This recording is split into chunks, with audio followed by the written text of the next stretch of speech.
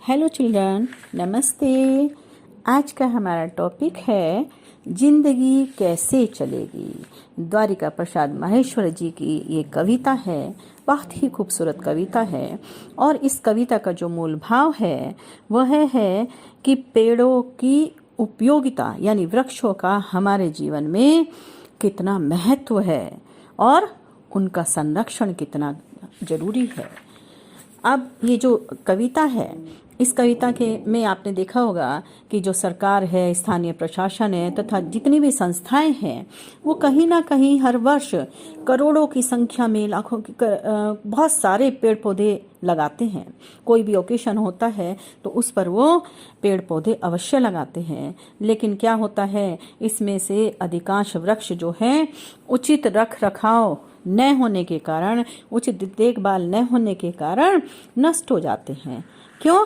क्योंकि जो स्थानीय नागरिक हैं वो इनके संरक्षण में कोई दिलचस्पी नहीं लेते। तो हमें जो है इस संरक्षण में, वृक्षों के संरक्षण में हमें खुद तो आगे बढ़ के कदम उठाना ही है, लेकिन दूसरों को भी इसमें भागीदार बनाना है। तभी हम इससे जो है निजात पाएंगे। तो वृक्ष क्यों प्रॉब्लम आ रही है, इस तरह की इसकी समस्याएं क्यों आ रही हैं?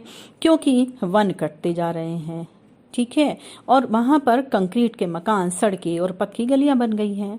वहाँ धरती जितने भी वहाँ का जो आसपास का एरिया होता है जहाँ पर ये बिल्डिंग्स खड़ी होती हैं, तो वहाँ पर जो है पानी की कमी आ जाती है। जब वृक्षों की संख्या में कमी के कारण वहाँ पर जो है वहाँ की जो वायु है वो जो है अशुद्ध हो गई है, या कह लीजिए उसके शुद्धिकरण की जो प्रक्रिया है वो धीमी हो गई है। तो हमें जो है इसका कोई ना कोई समाधान निकालना होगा। तो आइए बच्चों देखते हैं ये कविता। पेड़ सहकर धूप खुद देते, सभी को छा अपनी, मदद करने को बढ़ाते, डालियों सी बहा अपनी।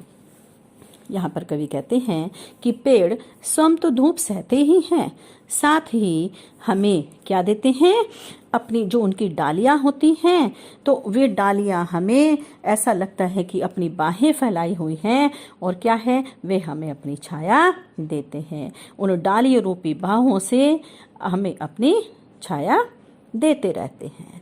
नेक्स्ट है, खींचते रहते निरंतर ये हवा गंदी हमारी, है हमें मिलती इन्हीं से प्राण वायु विशुद्ध सारी।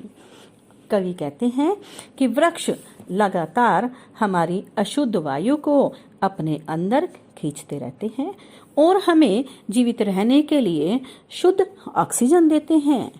शुद्ध ऑक्सीजन, प्राणवायु, शुद्ध वायु, शुद्ध ऑक्सीजन, क्योंकि उसकी तो हमें सबको आवश्यकता होती है। नेक्स्ट है, सींचते धरती हमारी, बादलों को भी बुलाते, जल बरसता खेत उपवन, वन सभी है लहलहाते।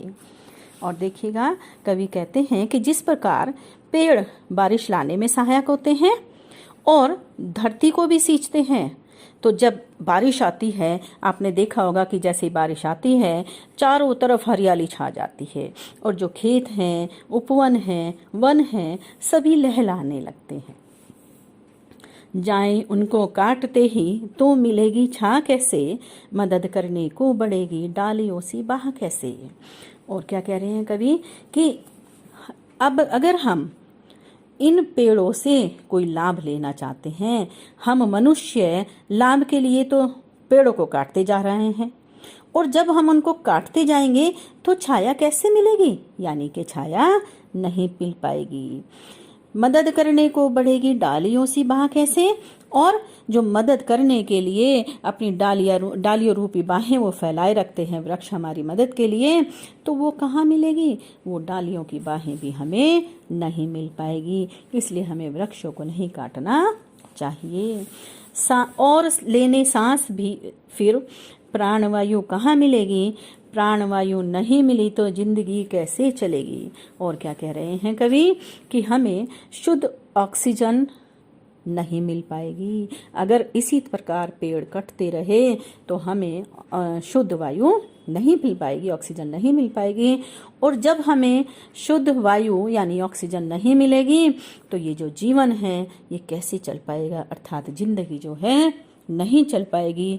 इसलिए हमें पेड़ अवश्य लगाने चाहिए। और आप भी आज मेरे साथ प्रण लें कि अपनी जिंदगी में एक वृक्ष अवश्य लगाएंगे।